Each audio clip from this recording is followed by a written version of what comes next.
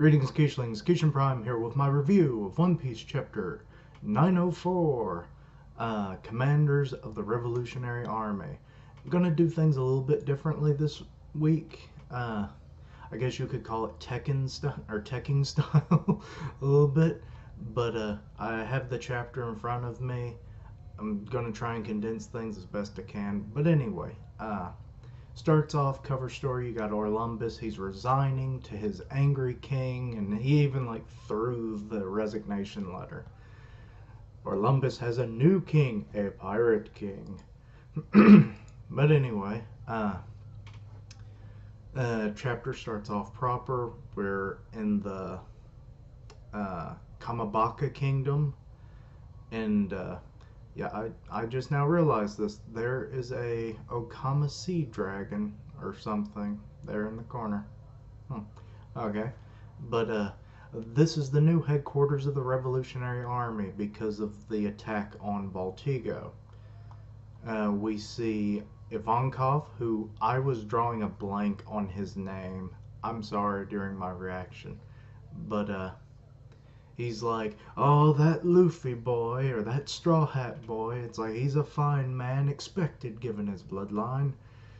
And Dragon mentions that, the after the incident in Whole Cake Island, the Germa have been expelled from the world government. And this brings up something about Sanji's wanted poster. Since it's been updated, he's now known as Vinsmoke Sanji, obviously. But it now says, alive or dead. It's not just alive anymore. This confirms why that is.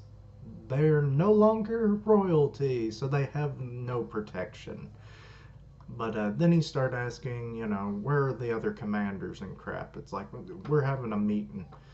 Well, Ivankov's like, well, Sabo's over there, And Koala's like, he's fawning over Luffy-san's, article. He just keeps reading it in the newspaper and going all crazy about it. Well, it's because his little bro finally got the recognition that he deserved. But then we get a phone call. It's from Lindbergh, one of the commanders, commander of the South, I believe, saying that, oh, sorry, boss, we're kind of a little late. We ran into some trouble. Sabo's like, it doesn't matter as long as you're safe, Just, it'll be okay. And something I kind of missed, and this goes throughout the whole chapter, but,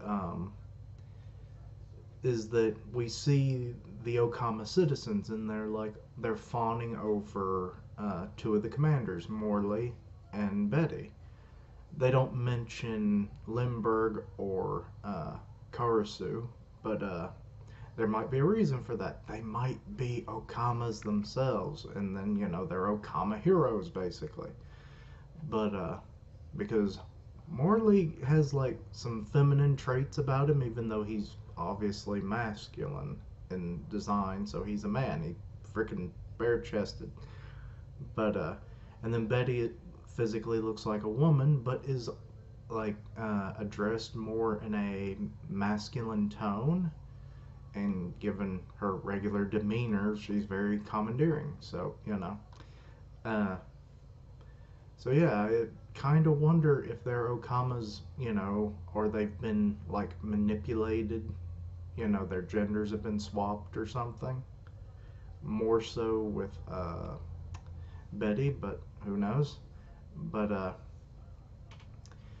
Dragon mentions, let's finalize the plans first, Sabo, and that this year's Reverie, they are finally going to declare war against the Celestial Dragons. And here's an idea I kind of floated in my reaction.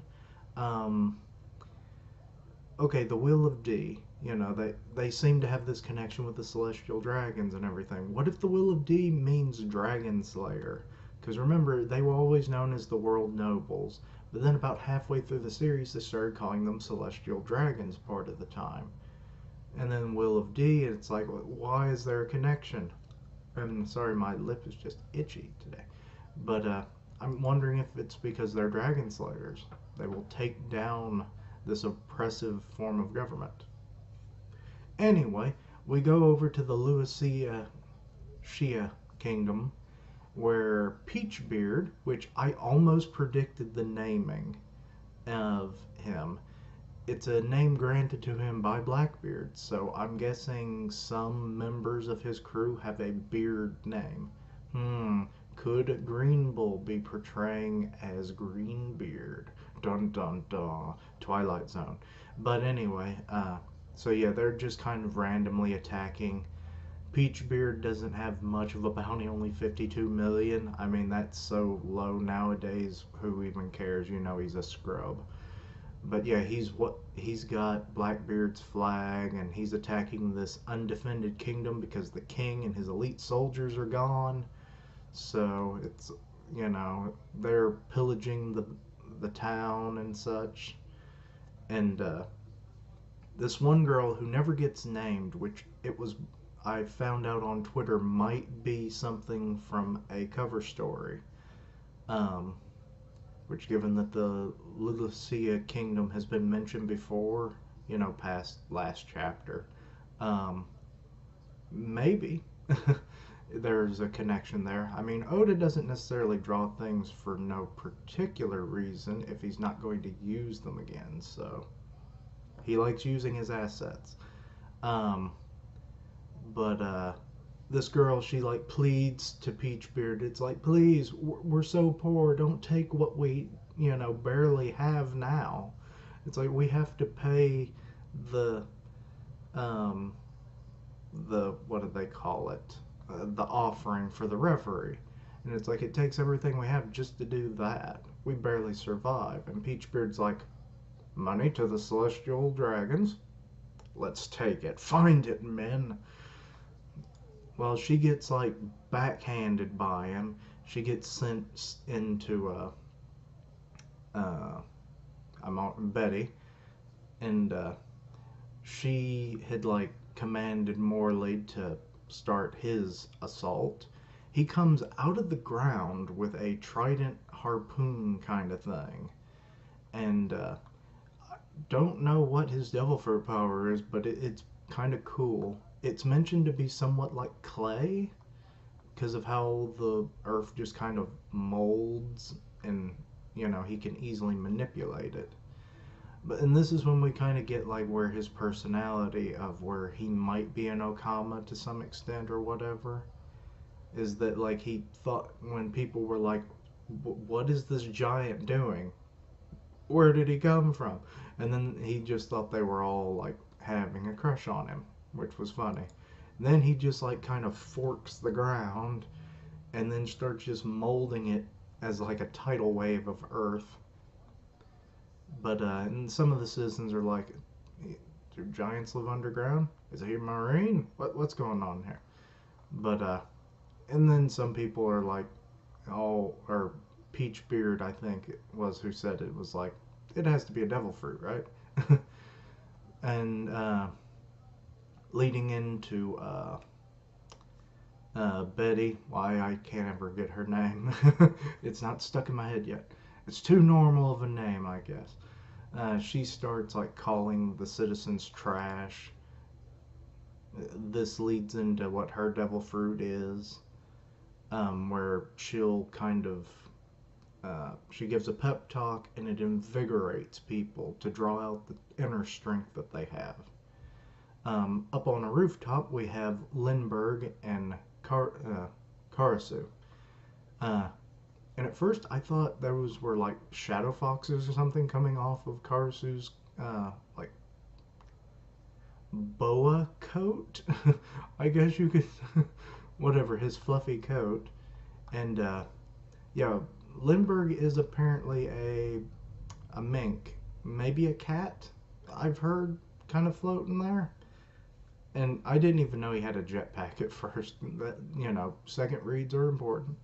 But yeah, they're called into the fight. Lindbergh wants to make new weapons, all that kind of stuff. People are like, these people shouldn't all be in one spot. They should be scattered across the world, which is something I didn't think about. They're a commander for each of the blues. You have Morley of the West, Betty of the East, Limburg of the South, and Kurisu of the North. Um, from there, it's, you know, uh, Kurisu is like he snaps and starts using his powers, and then we get the whole pep talk thing from Betty. She rallies the citizens to fight for themselves. Peachbeard's like, they're picking up sticks. They're not going to do anything against me. And then that's when, like, Morley explains what the pep pep fruit is all about, and that she is the standard bearer for freedom. The people come rushing in. Bullets don't even seem to affect them. Uh, Lindbergh uses like this ice gun or something to freeze the weapons out of people's hands. They can't even hardly hold them. Uh, Kurisu uses his crows. I don't know if they're actual crows. You never see them with eyes. I almost suspect that he might have the Kage Kage no Mi fruit, because we haven't really heard anything about uh, what's his name? What is it? Uh, shit. Well, anyway, Thriller Bark, all of that. Gecko Moria, that's it. So it might be that, or he could just have a bunch of birds like on his cloak, and that's actually what the cloak is. But that doesn't explain his human appearance, so he's definitely not like Big News Morgan. So I don't know. But anyway, they're like disarming some of the pirates, and after Peachbeard was defeated, um, Betty's just like, okay, he's worth about 50 million. It's yours. But if you guys ever need us again, here's our card. So, and we'll lend a hand. And everyone's like cheering for them. And we find out that it's on, or that, like, they like got word that they're going to be picking a fight with the Celestial Dragons. They're pumped for it. And it was mentioned that, like,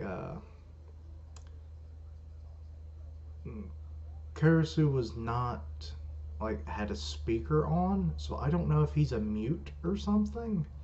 That part doesn't make sense, and he basically is freaking Overhaul from My Hero Academia, which I'm ashamed that I didn't make that connection when I saw him because of his like mourner's mask kind of thing. But anyway, it's 2 days till Reverie, and the world is in a whirl, and yeah, I think that's about it. It was a fun chapter. I definitely, well, it was fun for sure, but I haven't been anticipating like the revolutionaries or anything like some people have. Like Roger, he went crazy. It's like I've been waiting years for this, and I'm like, it was fun. It was awesome. They're great characters and everything. I mean, their personalities are just now being established, so there's still more to be filled in. To be honest, Limburg's probably my favorite. I love Gadgeteers because they're usually quirky anyway.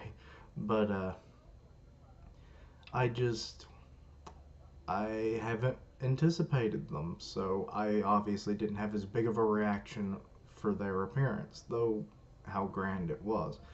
The Kurisu part, he's probably my second favorite, and it's nice to kind of get a bit more elaboration on what he is, but even then it's still left a lot open. So I don't know about Joy Boy's theory nowadays, but I think he took it as a win, so good for him. But anyway, I give it a 4.5 only because the hype did not kill me. I haven't been secretly building up hype for them, so it's not like, oh, it's a 10 out of 10 or a 10 out of 5, kind of moment. But anyway, just to be a little honest with y'all. But anyway, thank you for watching. Like, comment, and subscribe. Follow me on Twitter at Keishan Prime, and I'll see you next time. Keishlings, roll out.